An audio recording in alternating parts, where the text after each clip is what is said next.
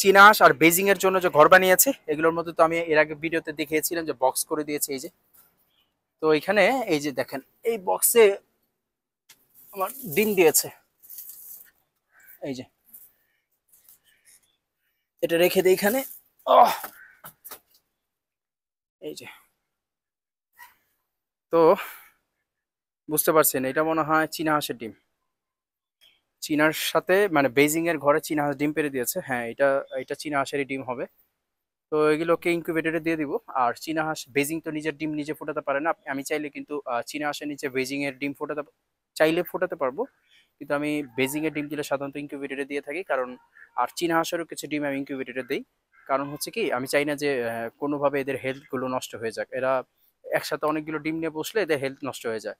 তো 6 7 8টা হয়তো ডিম আমি চীনা হাঁসের নিচে দিব, বাকিগুলো আমি ইনকিউবেটরে দিয়ে দিব।